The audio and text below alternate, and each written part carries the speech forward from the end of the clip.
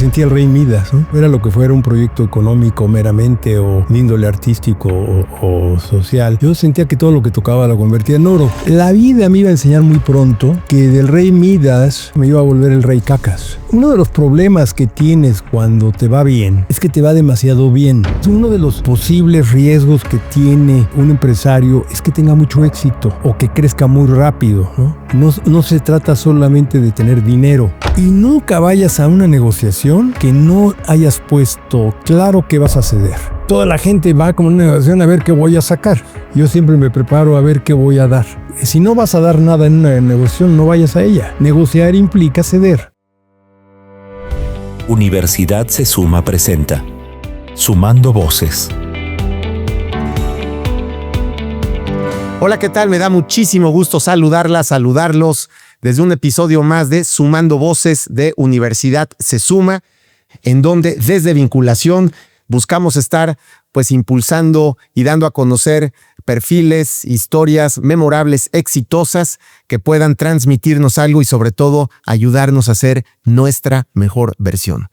En esta ocasión me da muchísimo gusto presentarles a un gran amigo, a un poblano universal, a un referente de los negocios, de los restaurantes, de los inmuebles, de los proyectos sociales, de los proyectos artísticos, pero sobre todo de ser un testimonio de vida eficiente, productiva y con una gran aportación a los demás y a la sociedad. Me refiero a Pedro Osejo Tarno, un empresario a todas luces. Me da muchísimo gusto, Pedro, y muchas gracias por esta oportunidad de platicar con toda nuestra audiencia. Gracias, Pablo.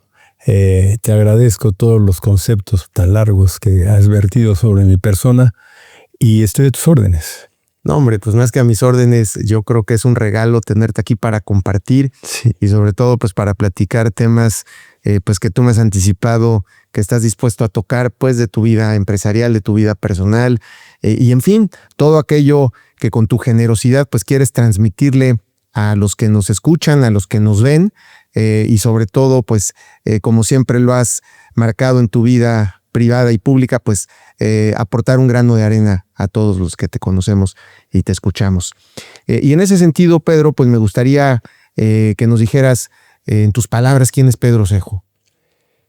Ay, Pablo, le advierto a los que nos ven que hace mucho que no hago una entrevista y que busco siempre, cuando las hacía, de no tener una rutina o una dirección o un mapa de ruta que seguir, sino que me enfrente a esa permanente fuente inagotable de creatividad que es la inseguridad.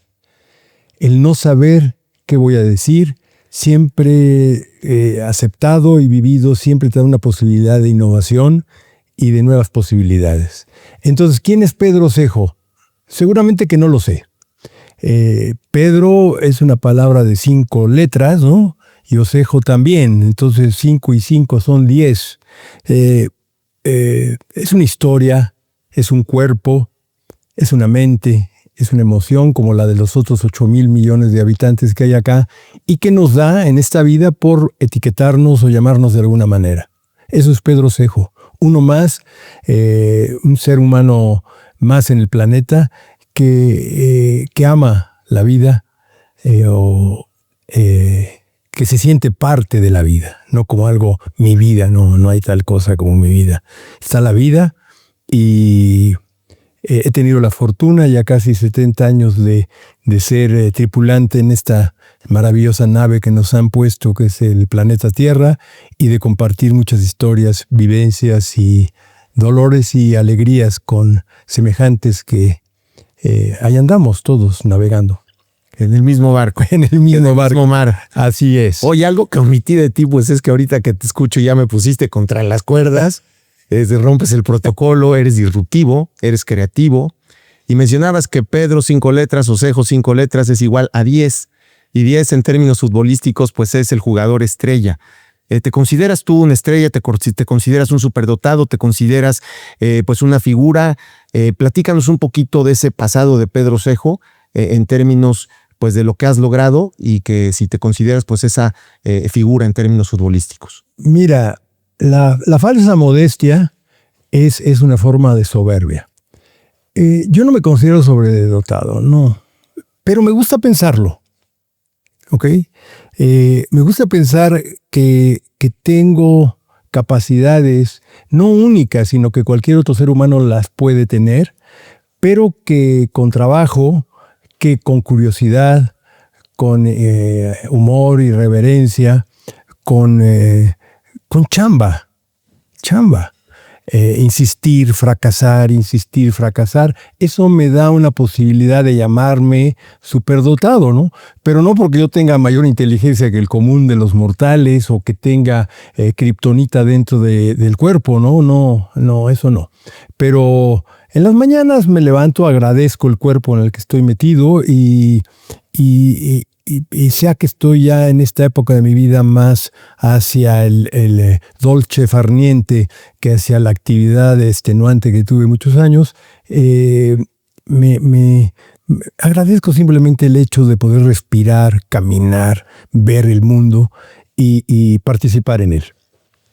Ahorita que te escucho y hablas de gratitud, hablas de pues todas estas características que desde la falsa modestia pues podrían sonar raras, ¿no? Como ser superdotado, pero al final pues es reconocer los talentos, reconocer los dones, pues que al final has puesto en práctica y sobre todo pues han servido no solamente para reconocerte como hábil en algunos temas, como que has hecho bien las cosas en otros temas, como que has pagado muchas facturas pues con lo que has logrado con esas acciones y sobre todo que has podido servir a muchísimas personas a través de todo lo que has logrado. Entonces, viendo hacia atrás, ¿cómo es que recorres pues tu vida con todos estos logros que has logrado en temas empresariales, inmobiliarios, pues de negocios, de arte, en fin? Mira, Pablo, yo, y esto sí no es falsa modestia, tuve una época hasta los 40 y pico años que me sentía el rey Midas, ¿no? Fuera lo que fuera un proyecto económico meramente o de índole artístico o social, yo sentía que todo lo que tocaba lo convertía en oro.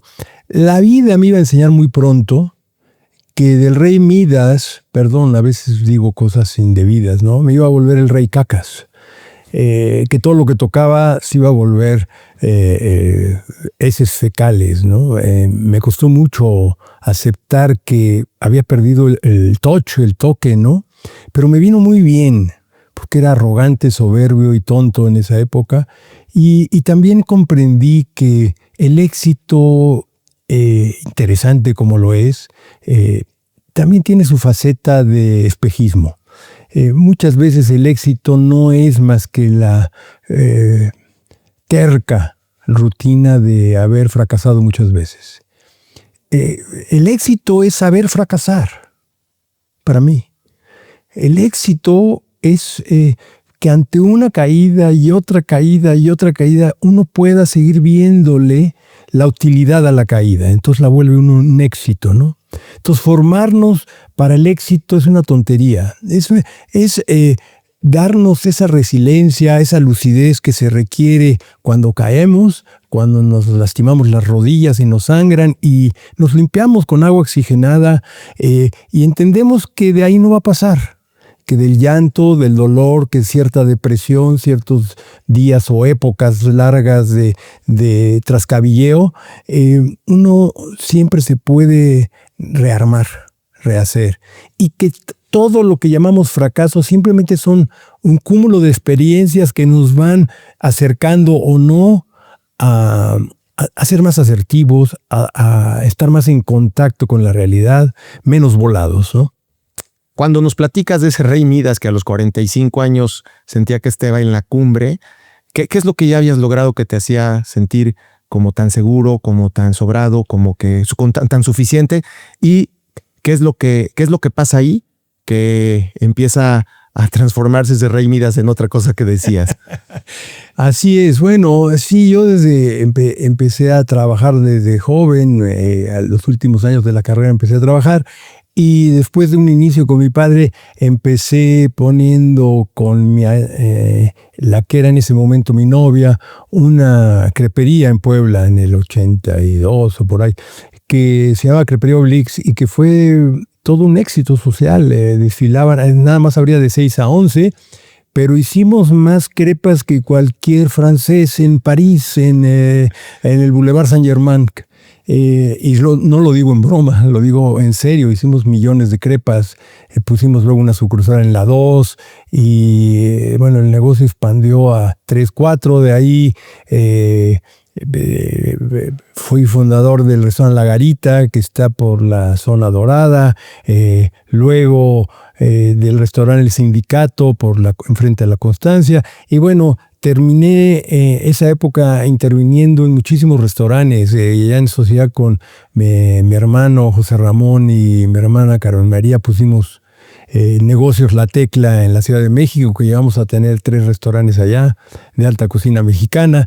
Se iban embonando como hilos, ¿no? Como si fueran espaguetis bien comidos. O sea, cada vez era más fácil abrir negocios porque tenías una estructura, gentes, conocimiento, dinero que te sobraba, y entonces era fácil hacerlo, ¿no? Los Amorosos, que era una tienda muy interesante, que combinaba, ya era como un... que no me oiga el señor Slim, pero era como un Sanborns, pero con inteligencia artificial. Y luego de ahí otros negocios, se abrió otra garita, manejé el club de empresarios, en fin, llegué a tener cerca o participar en cerca de 20 restaurantes. ¡Wow! Y simultáneamente el negocio que había empezado también a principios de los 80s, 85, de Cristal Automotriz, me llevó a viajar, que es un taller de cambio de parabrisas, me llevó a viajar y abrir tiendas en 20 puntos del sureste, Veracruz, Jalapa. Sé de lo que son tener las uñas llenas de mugre, cambiar parabrisas a 40 grados en Minatitlán, y llevarme con toda la raza de por ahí, que es muy linda. Entonces todo eso me abrió otras dimensiones alejadísimas del Cerro de la Paz y del mundo fifi que había en esos momentos en mis neuronas, y me abrió la vida real de ese México profundo, de ese México maravilloso, pobre, y que tiene esa chispa que pocas naciones tienen. ¿Y qué pasa entonces cuando logras pues todo este emporio restaurantero, más de 20 restaurantes? Primero platícame cómo de una pequeña crepería, como un sueño estudiantil con pues tu novia de aquel entonces, pues logra crecer tanto, porque eso no solo es una chispa de suerte, también fue pues visión, perseverancia, eficiencia, rentabilidad, productividad. Entonces, ¿cómo logras eso? Y te volvería a hacer la pregunta, ya que logras la cima de aquella época, ¿qué es lo que hace pues ese viraje? Sí. Bueno, uno de los problemas que tienes cuando te va bien es que te va demasiado bien. Y entonces las ambiciones humanas, que son tan cercanas, por lo menos a mí, te hace, pues si puedes una tienda, pues pon otra, ¿no? Y si tienes 2, pues ¿por qué no 3? Y así vas, ¿no? Y llega un momento que no te das cuenta que tu crecimiento no está sostenido en una realidad estructurada, ¿no? Y puedes financiarlo porque tienes muchos negocios que vas logrando aglutinar, pero no te vas dando cuenta de que ya no están con el mismo nivel de atención que antes, ¿no? Entonces, uno de los posibles riesgos que tiene un empresario es que tenga mucho éxito, o que crezca muy rápido, ¿no? No se trata solamente de tener dinero. Me acuerdo que en el negocio de parabrisas que te mencionaba, tuve una época de crecimiento también muy fuerte, y que nunca calculé que en Villahermosa, para las tiendas que había adquirido ahí, no era tan fácil conseguir instaladores de parabrisas. Y entonces lo das por hecho, ¿no? Tengo el dinero, compro la tienda, ¿no? La mercancía y demás, pero empiezas a sufrir las consecuencias de tu miopía, o de tu avaricia o ambición más bien, ¿no? Entonces, el crecimiento es a veces traicionero. ¿no? Entonces te lleva a arenas que a lo mejor no están bien cuajadas, bien hechas. Entonces, eso también, en cierto momento yo me di cuenta que no podía, a finales del año 2000, que no podía competir contra lo que se venía en el mercado restaurantero de Puebla, que era una avalancha de nuevas posibilidades de muchachos saliendo empezó a haber universidades gastronómicas como Chiles Herdes, ¿no? Entonces, cada generación, pues se titulaban 400, 500 muchachos de gastronomía, y yo sacaba el cálculo, bueno, a lo mejor de los 500, 450 van a tirar el arpa, pero 50 no. Y entonces va a empezar a haber competencia, cosa que así fue, que vas a requerir, se van a unir un chef con otro muchacho que va a hacer la parte administrativa o de capitán, y van a poner su negocio. Y entonces vas a competir con los dueños, ya no con gerentes, ¿no?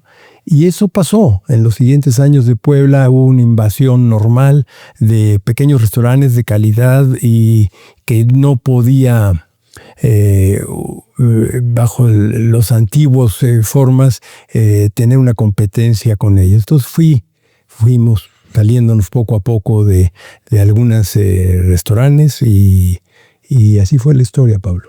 ¿Hubieras hecho algo diferente, Pedro, o lo sensato fue tocar retirada? Es que tenía otros planes, otras ambiciones. Okay. Ya llevaba casi 20 años o más trabajando en restaurantes. Me di cuenta que era un negocio increíble, precioso, un negocio de servicio. La mesa como el altar, ¿no? En donde se congregan todos estos estómagos y almas a celebrar el pan de cada día. Es un negocio muy bonito. Pero yo tenía otras ambiciones también, otras ideas que en esos momentos ya de la vida me estaban llamando, ¿no?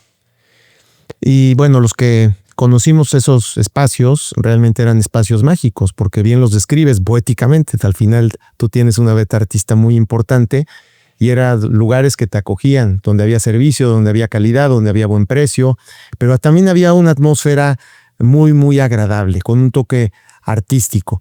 Entonces, ese sello que tuvieron pues tus negocios en aquellas épocas, ¿de dónde venía? No, cuando te pones a ver de dónde viene la ambientación de un lugar, la creatividad para desarrollarlo, siempre encuentras complicaciones en el habla para expresarlo, ¿no?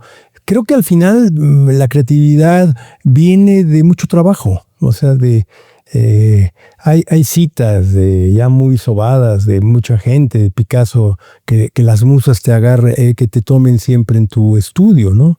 Sí, se entiende, ¿no? Entonces, esto es lo mismo, repasar, repetir, mover de aquí para allá, iluminar, subir, bajar, hacer la talacha diaria, hasta que logras esa conexión con una inteligencia superior que no es de uno y que te guía. ¿Estar presente?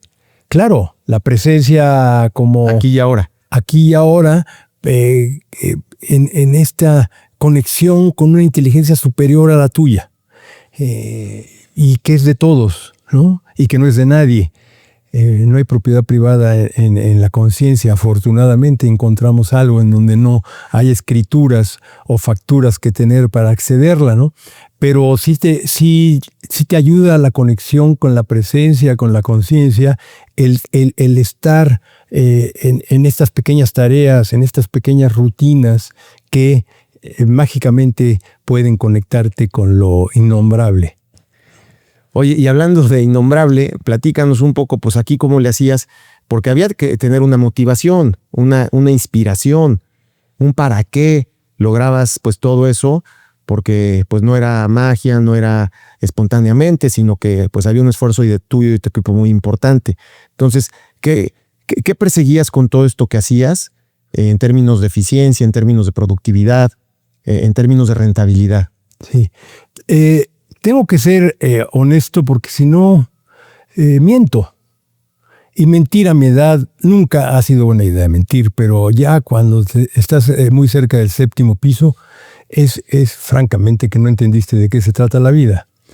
Sí, siempre vengo de una familia que el dinero nos importa. Punto.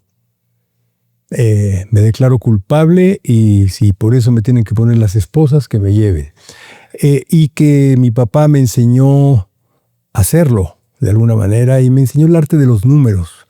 Entonces, sí, siempre hubo la motivación económica. Luego en la vida empecé a entender que el dinero era insuficiente, que era la gasolina, ¿no? Cuando vamos a la cocina, oiga, me llena el tanque, ¿qué quiere decir? Nos dan libertad para movernos para aquí o para allá. Así es el dinero. Son tanques llenos, medio llenos o vacíos. Entonces sí, a mí siempre me ha gustado tener el tanque lleno.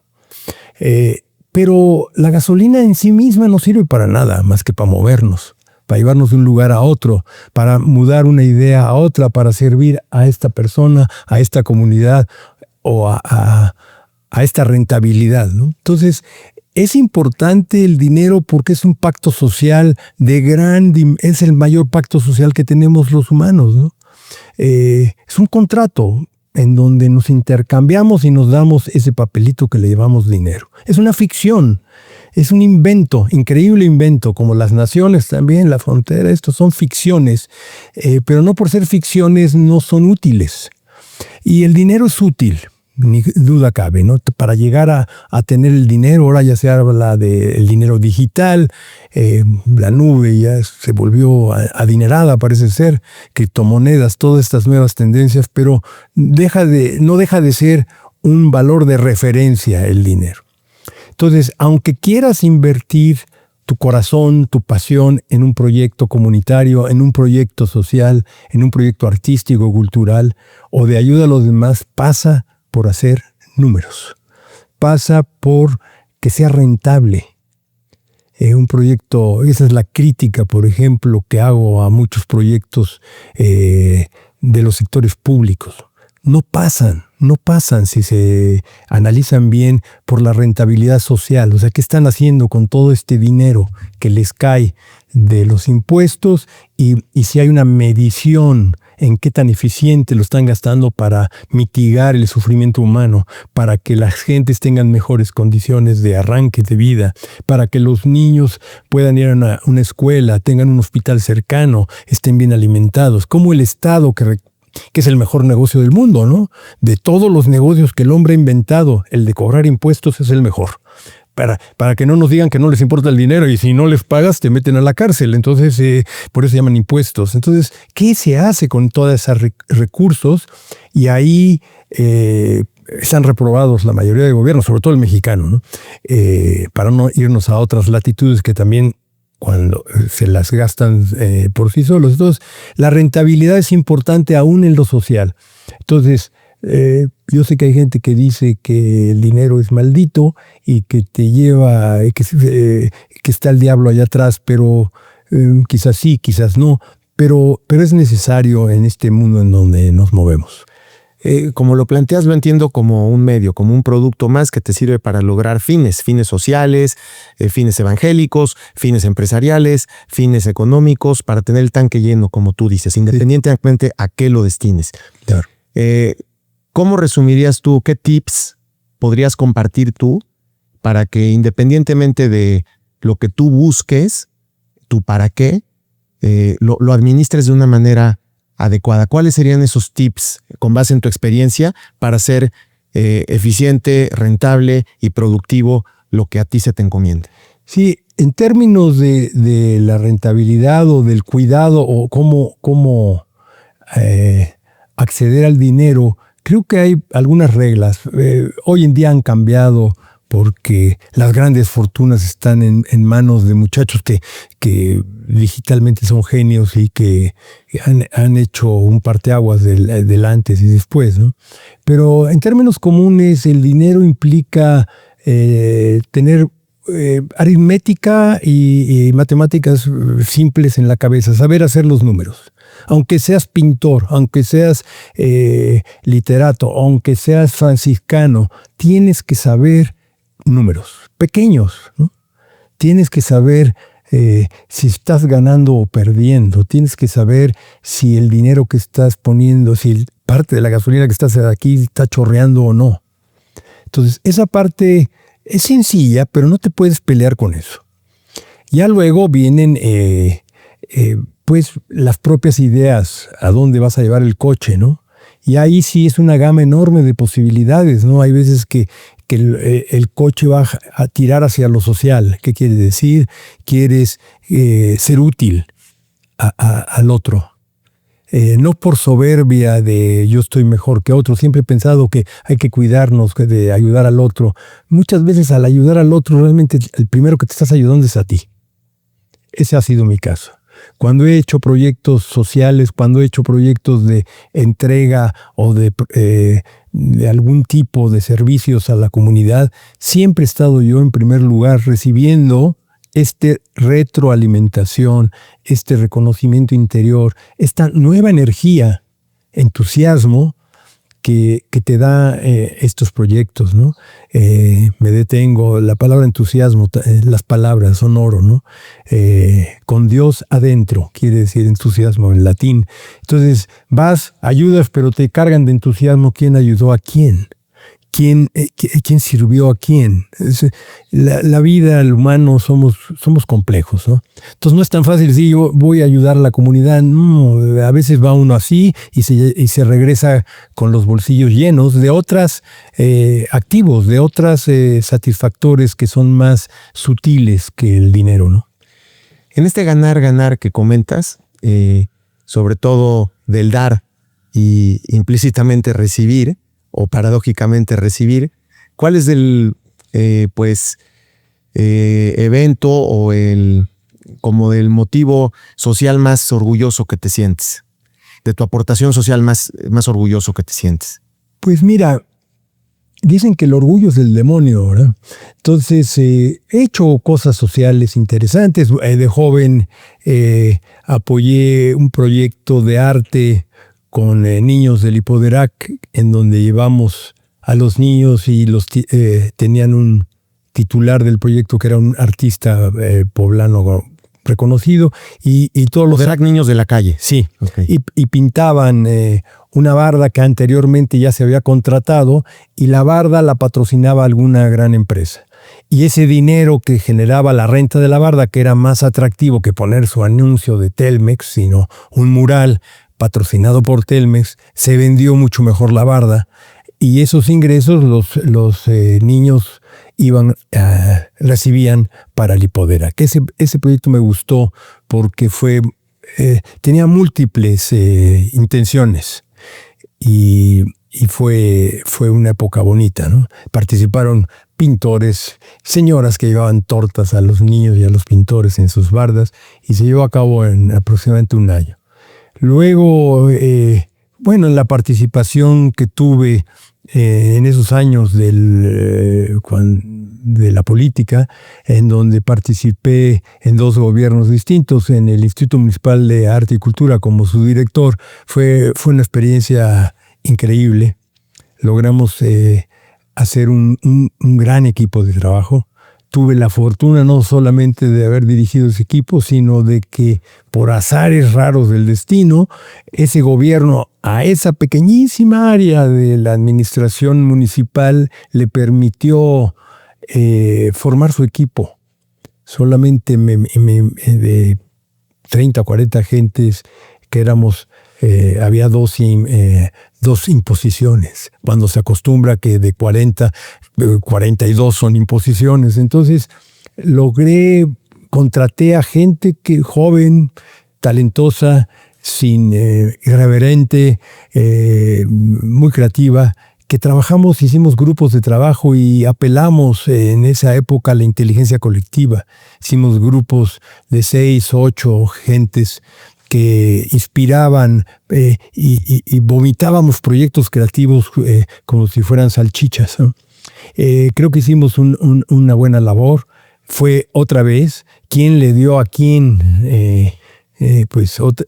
Hicimos proyectos comunitarios, hicimos que los artistas y creativos se involucraran en los temas sociales. Bueno, los propios artistas y creativos de Puebla presentaban proyectos que tenían que ver con remozar un parque, hacer bibliotecas en barrios pauperizados, en donde en cada barrio o vecindad en muy mal estado había una pequeña biblioteca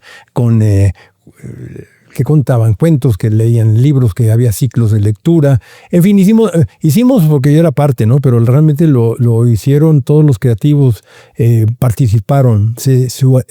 Hicimos un esfuerzo por ciudadanizar la cultura y logramos una inteligencia colectiva que potencializa en mucho la individual, ¿no? El futuro del hombre no es más que pequeños grupos de inteligencia colectiva que la suma de las inteligencias no logran retratar lo que logran, no se potencializan enormemente.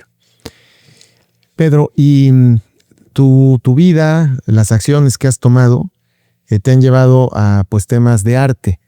Y sin duda tú ves el arte como una forma de conectar con el ser humano. ¿Tú crees que el arte sirve para transformar socialmente? ¿Cómo has visualizado esto? Y bueno, los que fuimos parte de este gran movimiento de plataforma que tú lideraste y que realmente puso a Puebla en los ojos del arte contemporáneo universal hace más de 20 años.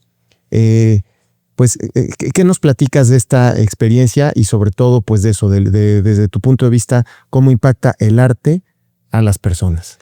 Bueno, el arte es muchas veces irrumpe, a veces dolorosamente en las personas.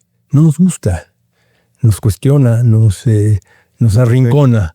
Yo sé que hay la idea de que el arte es un paisaje color pastel, pero un Van Gogh, sus pinturas tienen fuerza, tienen algo remolinos mentales, ¿no? Entonces, el arte en primer lugar es algo que cuestiona, que nos hace ver distintos, que es irreverente o molesto, puede ser. Entonces, desde ese punto de vista es una toma de conciencia. Y es algo que está ahí para que lo vea el que quiera. No puedes tú obligar a las personas a que tengan cercanía con el arte, ¿no? Es como una novia que tú acercas o no. O acercas por un tiempo y te alejas luego. Entonces, así es el arte, según yo, pero sí es un vehículo interesante en la posibilidad de hacer vidas significativas en una comunidad. Entonces, Plataforma fue un evento que venía de un historial también de cercanía con el arte en Puebla. En ese momento los cholulas habían empezado a través de la UDLA a generar una corriente de arte contemporáneo que tenía fuerza y tenía honestidad, ¿no? Era un movimiento honesto en la mayoría de los casos, que buscaba otros lenguajes, irrumpir también de otras maneras a los grandes artistas que ya había en Puebla, ¿no? Y ese es como el caldo de cultivo que genera esta posibilidad de Plataforma, que terminó siendo un evento asociado con el gobierno estatal y con grandes grupos ciudadanos, ¿no? Y se hizo, era una plataforma en donde se quería mostrar las posibilidades en ese momento de lo que ya estaba surgiendo en México y el mundo del arte contemporáneo, y se explicó o se trató de conceptualizar. La curaduría la hizo un hombre brillante que murió años después, Priamo Lozada, un curador de arte interesante de República Dominicana, que lo concibió como nodos. Una ciudad como la nuestra, barroca y colonial, iba albergar desde La Constancia hasta muchos otros centros culturales de Puebla, la Palafoxiana, el Museo San Pedro de aquella época, el de arte contemporáneo, la Casa Bello, en fin, iba a salir como un rabo, un rábano, nodos de arte contemporáneo. Entonces hizo todo un circuito. Ya en ese tiempo, atrás del Museo Contemporáneo, se hizo también como parte de este movimiento lo que empezaba a ser todo el movimiento de DJs, de música electrónica. Vinieron gentes de muchos lugares. En fin, fue interesante. En La Constancia se utilizó eso como un pretexto para darle un primer empujón a su remozamiento, y se hizo una obra que luego ganó la Bienal de Venecia, que la hizo este artista electrónico. Híjole, ahorita me acordaré. Ya son muchos años que pasó. El Alzheimer no lo deja uno. Y que era... hizo una obra pusieron toda la bodega principal de La Constancia, luminarias, foquitos, y tenía sensores que medían tu pulso cardíaco, y en base a eso los espectadores se tomaban de los sensores, y las luces en toda la bodega imitaban tu arte vivo. Sí, y lo que quería decir el artista es que él leyó la historia de La Constancia y había visto la de vidas, incluso muertes que habían pasado por ahí de obreros textiles, y quería hacer un tributo a todas esas vidas con nuestros corazones, ¿no? Palpitar los corazones. Entonces tenía una parte tecnológica la sede de La Constancia, que también emergía con fuerza. Eran los antecedentes ya de esta revolución en la que estamos inmersos hoy en día.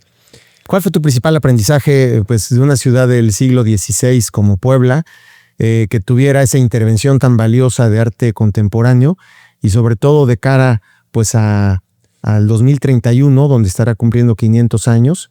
¿Qué significó, pues, todo esto, y cuál fue la motivación para que lo hicieras, y cuál fue el principal aprendizaje? Pues mira, ¿cuál sería la principal motivación? En ese momento era un reto descomunal hacer algo así, ¿no?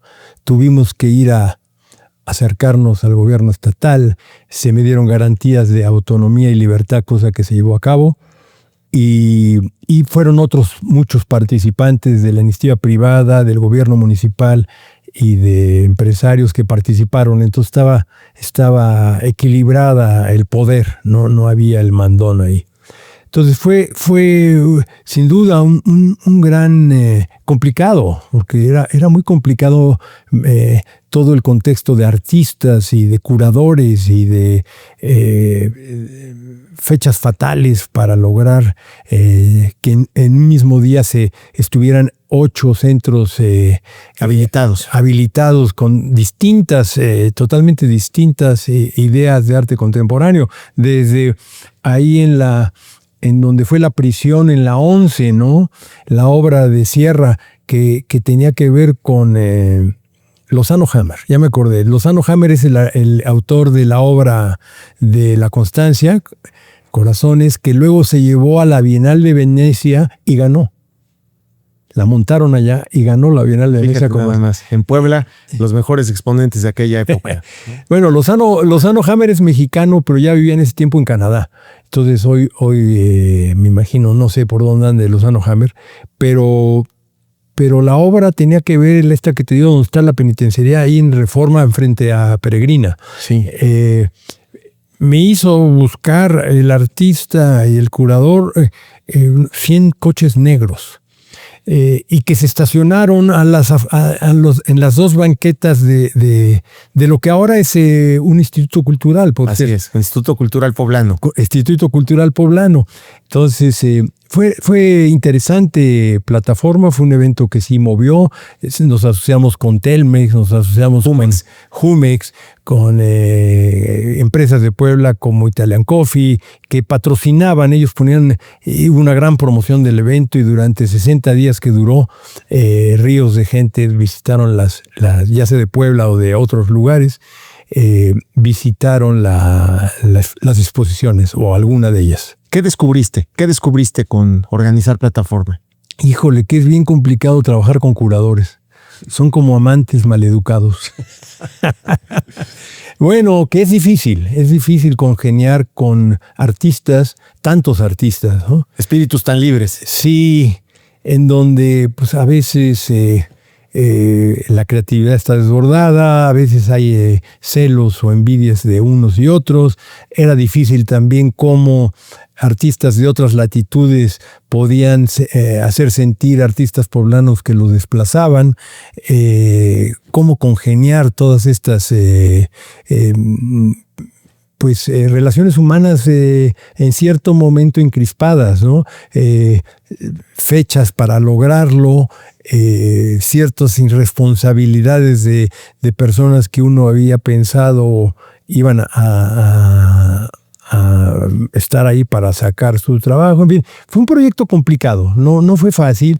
Y yo terminé, después de que a los días que terminé, caí en una depresión de unos 2-3 meses porque había sido difícil lidiar con el tema. Me decías antes, ¿qué fue lo que me llevó? Porque aquí sí, había números que sacar, pero no era dinero, ¿no? Nunca fue concebido como un proyecto que fuera a generar utilidades o rendimientos o plusvalías. Otra vez, es que el dinero es como el demonio, dicen, ¿no? Toma diferentes caras. Entonces yo creo que aquí la cara mayor, yo ahí tenía hace 20 años, yo tendría 50 o cerca de los 50, todavía estaba hambriento de reconocimiento, Pablo. Entonces, eso fue la principal motivación que sinceramente parece que me estoy confesando, ¿verdad? Pero es una oportunidad para hacerlo. Sí, el dinero se volvió el valor que yo le di, la vanidad, el ego, el ser reconocido. Tengo que aceptarlo. A veces el reconocimiento. ¿Lo lograste, Pedro? ¿Valió la pena el costo? Mira, viéndolo para atrás, yo te diría que no, porque me lastimé. Pero viéndolo en general como una experiencia humana, como una experiencia por la que se pasó y que congregó a tantas gentes y a tantos talentos, lo veo como algo que seguramente me marcó y que me sirvió. El hecho que esté ahora diciéndote que el móvil principal de esto fue el reconocimiento quiere decir que me marcó para bien. Pues de verdad que fue un gran evento. Yo diría que fue un parteaguas. ¿Qué sientes tú que aportó? Que aportó a Puebla, que aportó a una sociedad con esas características, barroca, con una gran trayectoria, con un futuro. Yo creo que magnificó, potencializó o canalizó a otro nivel lo que ya estaba pasando en estos sectores que te platicaba de la UDLA, de los Cholulas, a nivel local, ¿no? Y a nivel ya de México hizo una apertura de Puebla como un lugar contemporáneo que no estaba solamente cercado por las barreras barrocas o coloniales, sino que había posibilidades de nuevas miradas del mundo, de acercamiento con lo contemporáneo sin perder. El tema de plataforma era cómo integrabas lo colonial con lo contemporáneo, y por eso era la idea de en estos lugares tan emblemáticos de Puebla ir saliendo estos rábanos, estos nodos de contemporaneidad. Entonces era un proyecto lindo en cuanto conceptualmente, era cómo integramos a Puebla esta mirada contemporánea sin perdernos el retroprogresivismo de Salvador Paniker de alguna manera.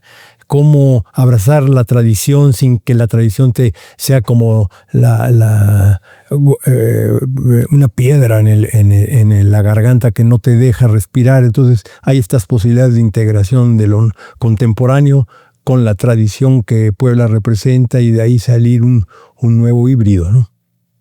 Y esto se puede llevar a otros aspectos de la vida, sin importar dónde sea, ¿no? Lo mejor del pasado con vivir un presente pleno y tratar de proyectarlo hacia el futuro, porque al final pues somos un continuo, ¿no, Pedro? Sí, es como, yo creo que en las polaridades que vivimos hoy en día está siempre la posibilidad entre pasado, futuro, blanco, negro, arriba, abajo de la integración.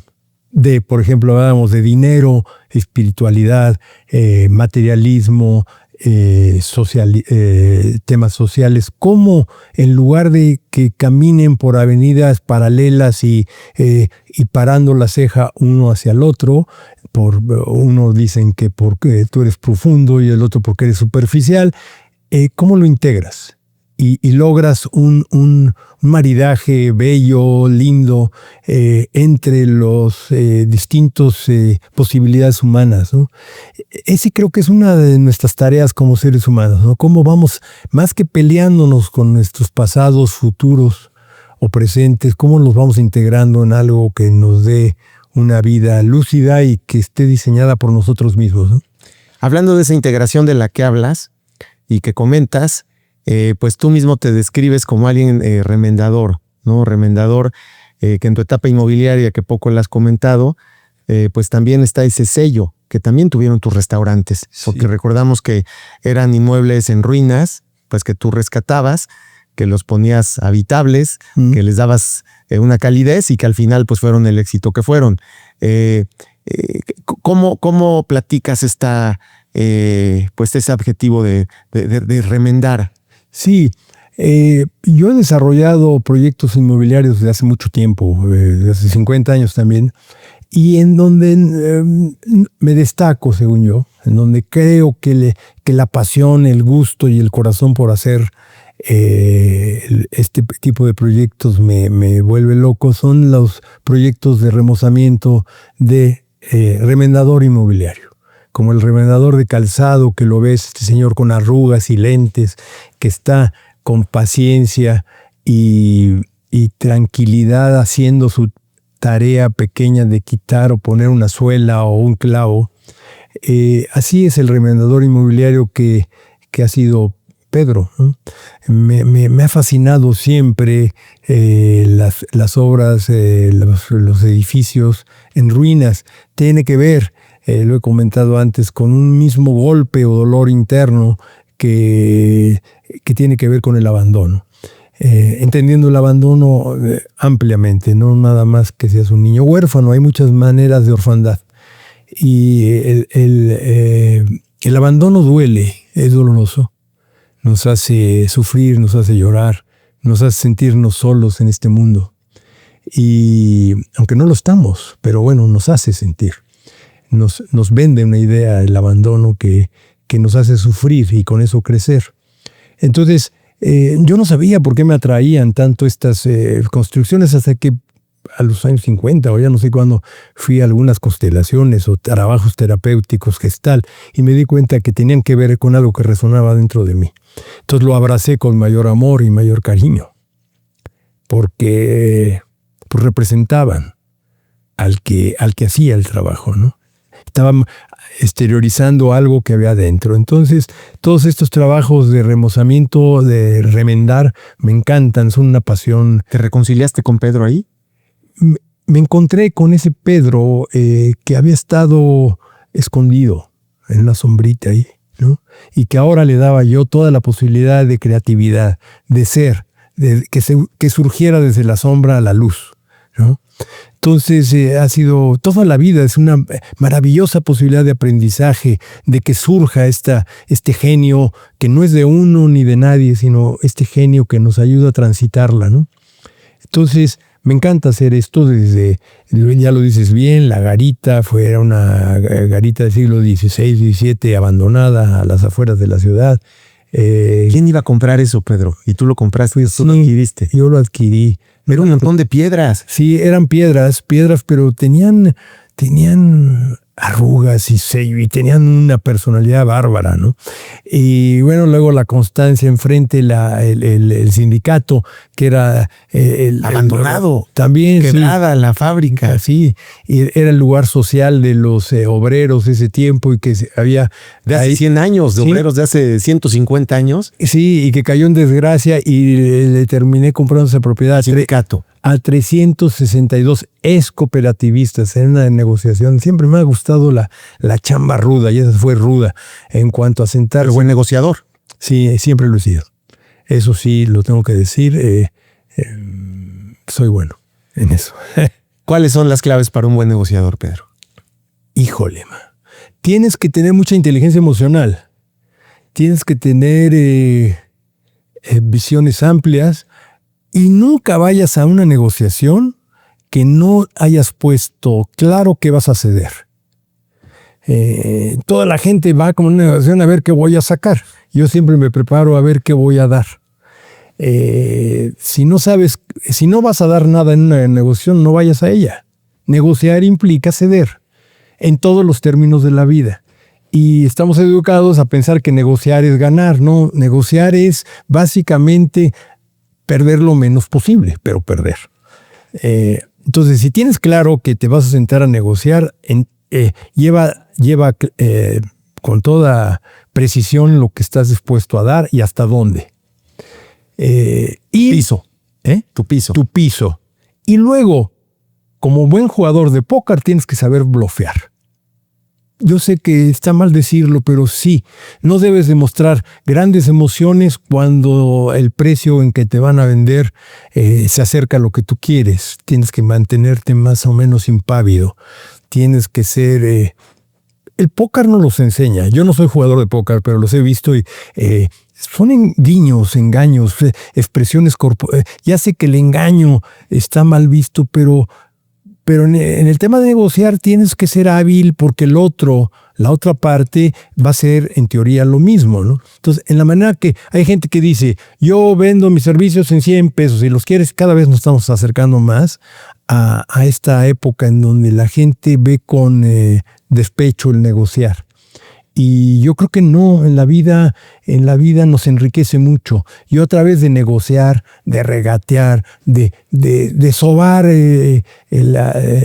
al veneciano que llevo adentro, he encontrado una manera de acercarme mucho a los seres humanos, de generar nuevas relaciones, amistades, que empezaron por una negociación, pero terminaron en relaciones de respeto y de mucho cariño mutuo.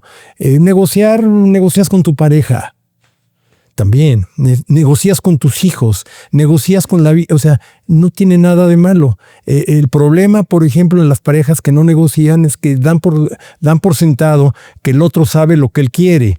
Y muchas veces aquí vienen las rupturas, ¿no? Porque no, pues, pero ¿cuándo me dijiste? Porque para negociar hay que ser transparente, hay que decir lo que uno quiere y lo que el otro quiere.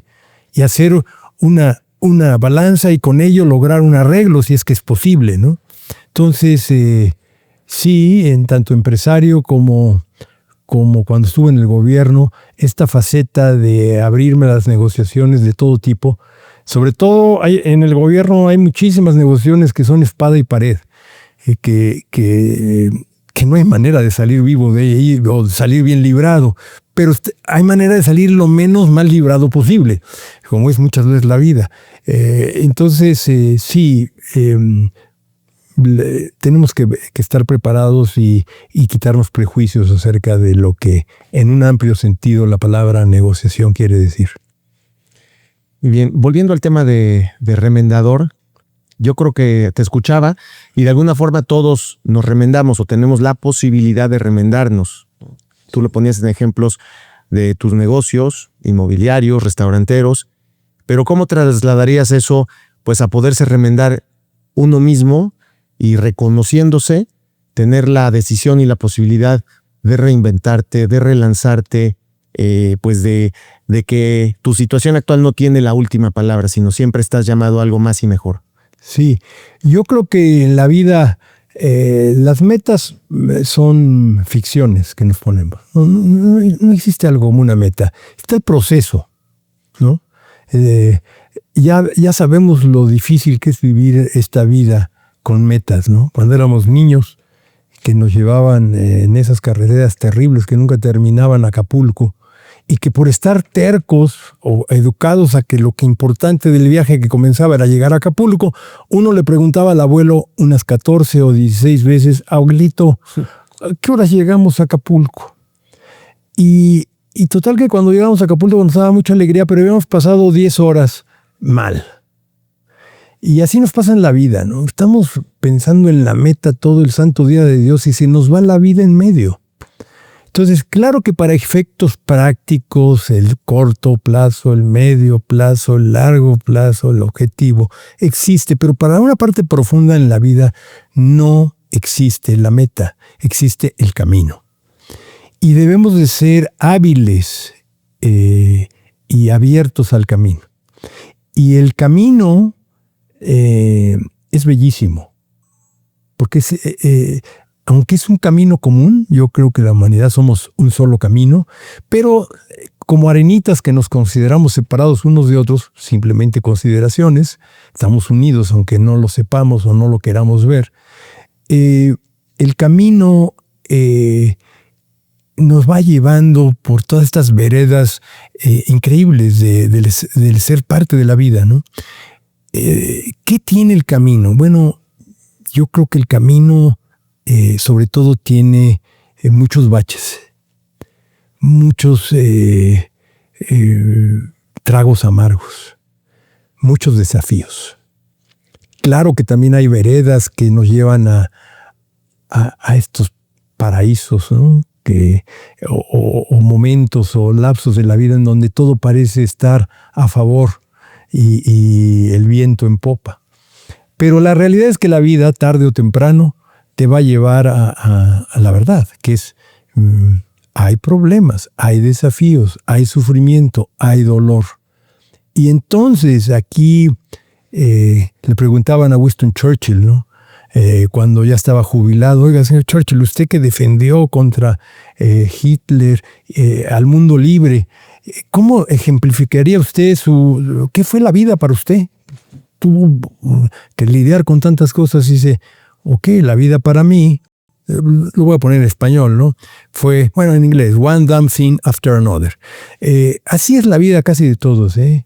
Un reto tras otro, un reto tras otro. Porque en esta dimensión, Pablo, así es. Digamos que el proceso evolutivo de la raza humana está basado en los desafíos, no en que tengamos todo el camino planito. Sí, necesitamos valles, ¿no? Yo digo que la vida es un valle de lágrimas, en cada 10 kilómetros tenemos refresh stations, pero es un valle de lágrimas. Entonces, el tema es cómo remendamos nuestra mente para dejar de estar exigiendo a la vida lo que no es. Y en ese remiendo, aceptar de buena lid, en apertura, ¿qué es lo que este desafío me quiere enseñar? Ya lo decías, pero ¿cómo, para efectos prácticos, resumirías el caminar? ¿Cómo crees tú, en temas concretos, que se debe de caminar este camino que tú has recorrido y que consideras que es la vida? Todos, Pablo, todos estamos recorriendo el camino. Unos como Dios nos da a entender, porque tampoco hay fórmulas. No es que mi fórmula sea exportable, ¿no? No puedo colonizar a otro ser humano. Esas épocas nos llevan al caos, ¿no? Ni a tu pareja, sobre todo a tu pareja, no la quieras colonizar. Entonces, ni a tus hijos, ni a nadie. Cada quien tiene libertad. Sí, entendiendo que cada quien tiene un contexto diferente, tiene un temperamento diferente, tiene un cuerpo en un contexto distinto. Entonces, lo que le funciona, incluso lo que me funcionaba a mí en el pasado, ahora ya no me funciona. Ya me tuve que remendar, ya ni sé. Soy un saco remendado por todos lados, ¿no? Entonces, sí, el desafío nos nutre. La pereza nos mata, ¿no? Que nada mal tiene ser perezoso y descansar en la vida. Pero pensar que venimos aquí a tirarnos en la hamaca permanentemente nos va a desviar la columna si nos tiramos en la hamaca y nos va a doler.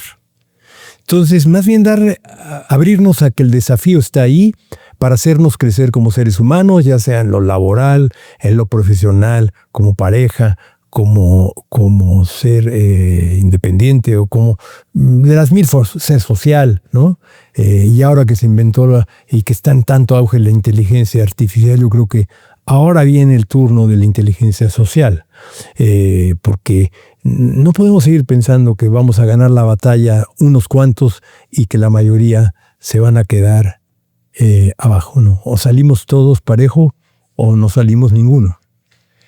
Y ya en tu séptimo piso, o por entrar al séptimo piso, y con toda esta trayectoria que llevas y que nos has compartido, ¿cómo combinas, cómo vislumbras la inteligencia artificial?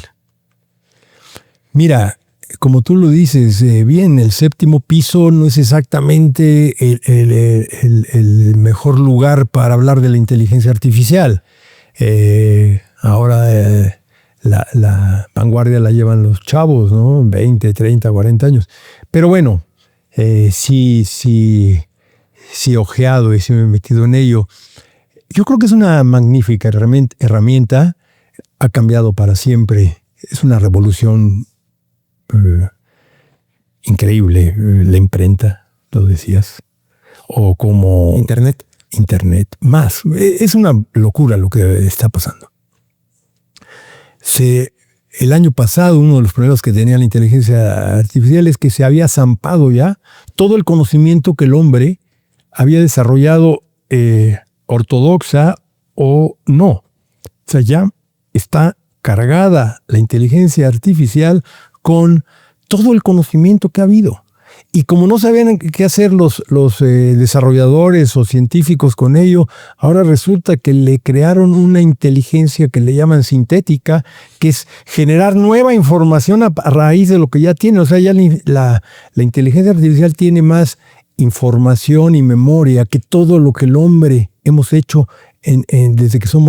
desde que inventamos ser hombres, ¿no? Increíble. Y ya también le dieron a la inteligencia artificial esta capacidad de reflexionar, de darse un tiempo antes de abrir la boca, cosa que no he hecho yo hoy, por ejemplo. Entonces debo estar cuajado de errores, pero es increíble la herramienta. ¿Qué va a pasar? No soy pitonizo, pero es una revolución. Habrá las personas que viven sin ella y habrá los que viven con ella.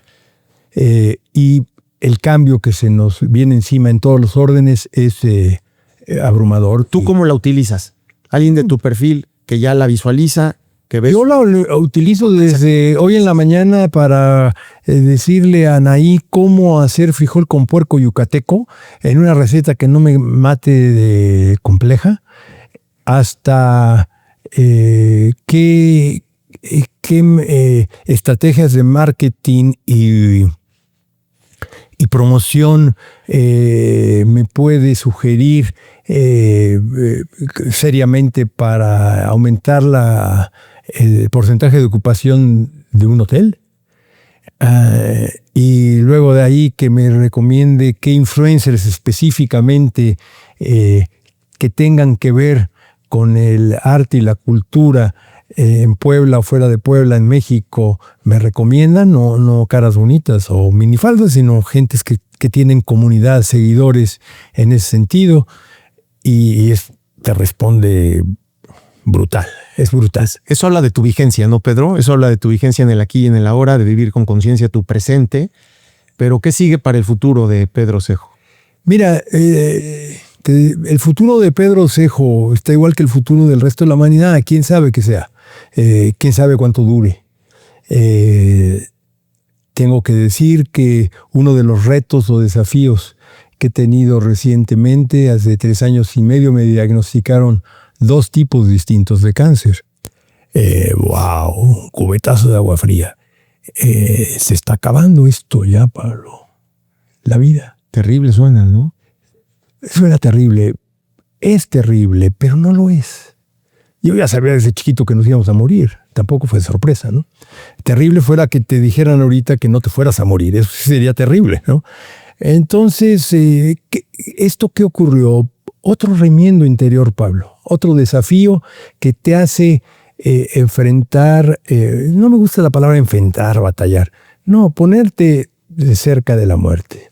Y cómo esa muerte puede ayudarte a ser mejor ser humano, a repasar lo que te quede de vida en profundidad, a remendar lo que tengas que seguir remendando, a pedirte perdón por aquello que no te hayas perdonado, o pedírselo al ser humano que no se lo has dado, por alegrarte por estar vivo un día más, por agradecer el milagro de la vida y de haber participado en este mundo, en este planeta, por pedirle a la gente que quede después de que ya me pongan en esa cajita llena de pequeñas cenizas, que cuiden el planeta, que sean buenos seres humanos unos con otros, que, en fin, que disfruten del milagro de estar vivo mientras lo estemos, ¿no? Que seamos conscientes y presentes, porque esta es la nueva dimensión, más allá de la inteligencia artificial que el hombre está apuntando, la conciencia o presencia, que es una distinta inteligencia que trasciende a la que normalmente nos separa y nos identifica como Pedro o como Pablo. En fin, ha sido un cubetazo de agua fría, pero que me ha obligado a bautizarme, rebautizarme y a entender que la vida es bella, respirar es increíble, poder ver es un milagro, ¿no? Pensar y compartir momentos con amigos o seres humanos es otro milagro. Entonces, decía un amigo que, por cierto, perdí hace unos meses también de cáncer, que el cáncer era como un regalo mal envuelto. Y Pablo es así, es un regalo mal envuelto porque te regala la posibilidad de remendar, de cambiar y de hacerte mucho más cercano al hombre y a ti mismo, ¿no? Wow, Pedro, se me china la piel al escuchar que de algo que suena tan pues catastrófico para todos, tú has convertido pues esa experiencia en algo, en una fuente de vida. Y hablando de eso, ¿cuál es la inspiración de Pedro en el día a día? ¿Cómo te inspiras? ¿Cómo nutres tu espíritu? ¿Cómo nutres tu vitalidad para seguir adelante con este optimismo y con esta entereza? Sí, yo creo que la parte más importante, por dividirlo de alguna manera, Pablo, porque no se pueden dividir estos temas simplemente académicamente o para explicarlos, pero ya de por sí cuando uno habla, lo que uno dice es una ficción de lo que uno quería decir y lo que tú entendiste de lo que yo dije es otra ficción y así nos vamos, ¿no? Pero creo que hay dos dimensiones en las que vivimos. El ser humano.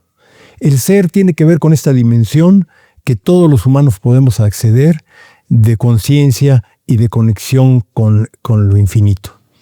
Y lo humano tiene que ver con toda esta jugosa y miscelánica manera de bueno, malo, trabajo, descanso, con el día a día, con la lucha, con los logros, con los no logros, etc. Entonces, para mí la vida, el eje de mi vida es que el ser esté el mayor tiempo posible en conexión, aún en mis tareas cotidianas. ¿Qué quiere decir conexión? Que si me estoy lavando los dientes, busque la manera de hacerlo de una manera consciente. Que si estoy platicando ahora contigo, busque tu mirada y en tu mirada busque la conciencia que hay en ti. Que si estoy sentado, sienta cómo está mi cuerpo en estos momentos. ¿Está cómodo? ¿Está incómodo? ¿Meditación activa? Sí. Pequeñas cosas. Si ahorita me subo al coche, al arrancarlo, ¿no? Entonces, ahí hay una integración entre el ser y el humano. No estamos pensando que nada más tenemos que estar en un banco o nos tenemos que ir al Tíbet a meditar. Y en la noche meditar como el que me acuerdo a los 20 años con un amigo muy querido, Antonio Ramón, que íbamos al gimnasio y estábamos 2 horas levantando pesas. En esas épocas queríamos tener conejo, ¿no? Y saliendo de ahí ahí mismo en el gimnasio había una cafetería y nos zampábamos 3 o 4 donas. O sea, a ver, así la vida, no puede ser que medites en la mañana y que llegue tu hijo a tu habitación y que le des un grito porque te dio un chillido. Bueno, los niños chillan, entonces, o porque te interrumpió. No, está bien si quieres meditar en la mañana, en la noche, pero ¿cómo haces? ¿Cómo acercas la presencia? ¿Cómo acercas tu conciencia a tu día a día? ¿Cómo aún estando en la clínica y que te están revisando si el metástasis creció o no creció, mantienes una pequeña parte de tu ser atento, presente? ¿Cómo en un negocio que estás imbuido o con una duda de cómo utilizar o no la inteligencia artificial, le preguntas a la inteligencia artificial si tiene idea, y sí tiene, pero nada más idea de lo que es la conciencia. Y entonces esta forma me da a mí la inspiración de que las pequeñas rutinas, las pequeñas tareas, ya lo decía Sor Juana Inés de la Cruz, son el camino a la trascendencia. No tenemos que irnos a ningún lado. Todo sería injusto que nos tuviéramos que ir al Tíbet a iluminar. No, todos los humanos podemos, en donde estemos y como estemos, acceder a esta posibilidad de ser y de vivir una vida plena, significativa, y esperar que cada día caiga por su propio peso. No, pues formidable. De verdad es un placer escucharte, sobre todo con la generosidad, con la transparencia, pues que lo haces para transmitirlo pues a todos los que nos ven, nos escuchan. Yo quisiera aprovechar esta pues última etapa para hacerte preguntas muy, muy cortas, muy concretas. ¿A qué le teme Pedro Cejo? ¿A qué le tiene miedo Pedro Cejo? Híjole, a ver, el miedo es parte del ser humano. O sea, le temo a lo mismo que todos los seres humanos. Le temo a la muerte, como un proyecto, ¿no? Le temo a sus derivados de la muerte, ¿no? Que es la enfermedad, el dolor, ya sea físico, psicológico. En fin, le temo, yo creo que soy humano, ¿no? Entonces le temo a la vida en ciertos momentos, a la perspectiva del futuro, cuando te apanicas y piensas, ¿no? Cuando te piensas como separado a lo demás, ¿no? Le temo también a perder lentamente, como lo vas sintiendo con los años. Es un lento aprendizaje de ir perdiendo. Pierdes la vista, pierdes la audición, pierdes poco a poco la movilidad, pierdes a una pareja, pierdes vida social, pierdes importancia en el mundo, la vida lo que nos está queriendo decir es aprende a perder, ¿no? Estamos tercos con ganar, pero la vida nos está sometiendo poco a poco a perder. Entonces, a todo eso como humano le temo, pero al mismo tiempo le abro mi corazón. No tapo el miedo, Pablo. Ni siquiera quiero trascenderlo, tampoco me quiero echar malos viajes en la cabeza, ¿no? ¿Para qué? Ya si solitos vienen. Pero no, es una parte, el miedo también es un motor de inspiración, es un motor de energía, es un motor para, si eres consciente, para saber en dónde está, en qué parte del cuerpo. También el miedo te sirve para darte cuenta de que es una ilusión pasajera, como todo lo que vivimos es pasajero, temporal, y que si lo dejas ser y expresarse, fluye de mucha mejor manera que si lo quieres tapar o si lo quieres negar. No tener miedo a tenerlo. Tampoco vivir una vida timorata, ¿no? No, lo normal. Pero si surge el miedo, no te culpes, no te sientas que eres un cobarde o que eres un ser humano, y si puedes, el miedo estará ahí a veces para salvarte. ¿Algo de lo que te arrepientas? Hombre, yo creo que la culpa, la famosa culpa, que dicen que no hay que tener culpa. De niño, no tengas miedo, no tengas miedo, ahora sí que... sí, claro que si volviera a vivir haría muchas cosas diferentes, ¿no? En ese sentido es una forma de arrepentimiento. Me arrepiento ¿de qué? De a veces haber sido tan terco, ¿no? Tan obstinado. Me arrepiento de haber hablado mucho más de lo que he escuchado. Tenemos 2 oídos y una boca, pero para mí parece que tengo 3 bocas y un oído. En fin, este tipo de cosas, sí, me gustaría ser mejor escucha. Me gustaría haber en ciertos momentos de la vida ser más empático, más generoso.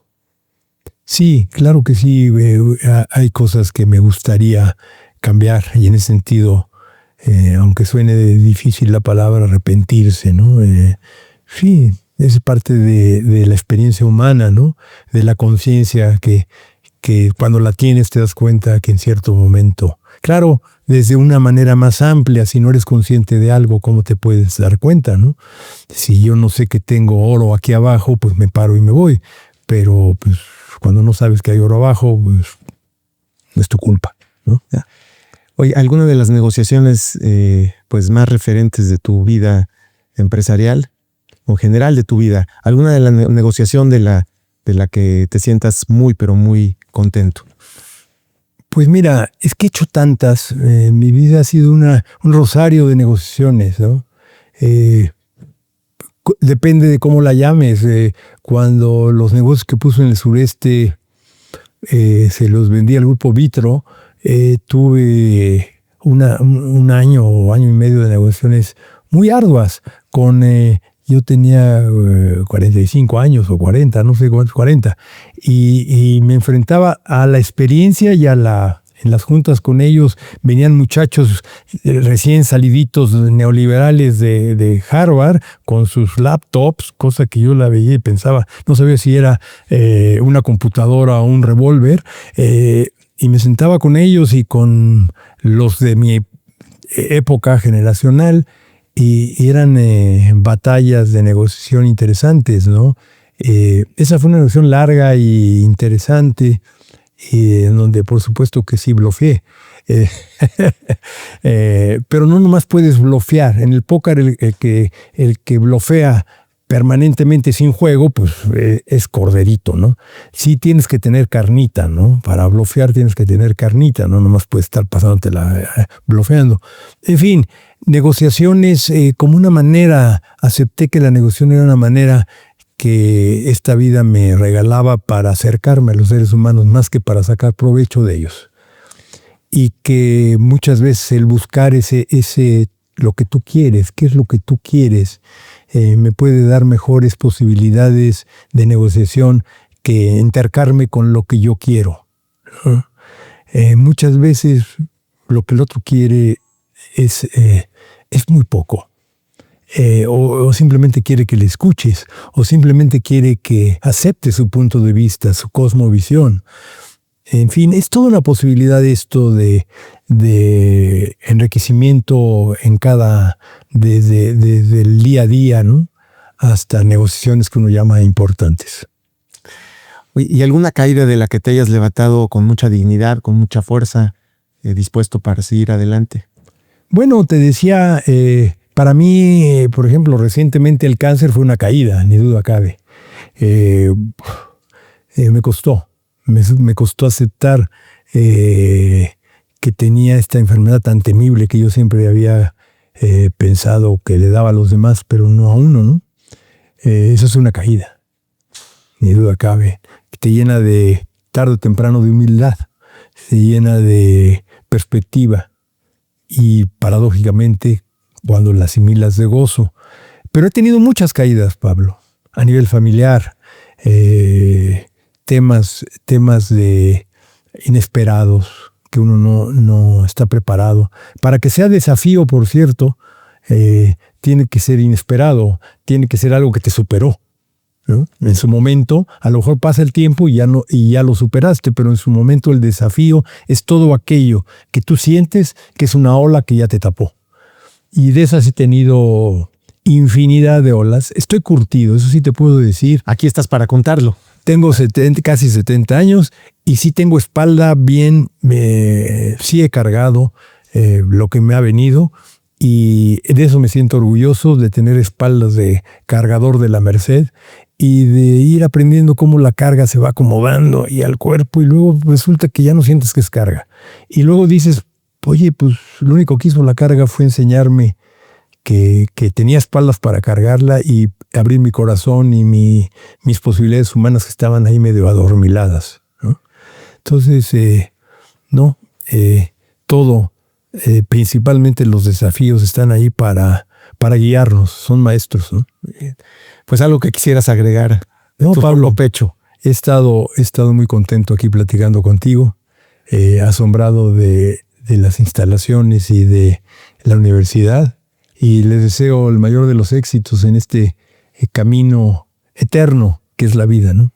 No, pues muchísimas gracias, y nos ocupa precisamente pues compartir experiencias de vida tan generosas como la tuya con todos los que nos escuchan a través pues de Sumando Voces de Universidad Se Suma. Pedro, muchísimas gracias. Pablo, te quiero mucho. Yo también, Pedro, gracias. Sí. Muchas gracias a Pedro C.J. Tarno, muchas gracias a todos ustedes por haberse conectado una vez más a Sumando Voces en Universidad Se Suma, y los invitamos a nuestro siguiente capítulo. Síganos en nuestras redes sociales.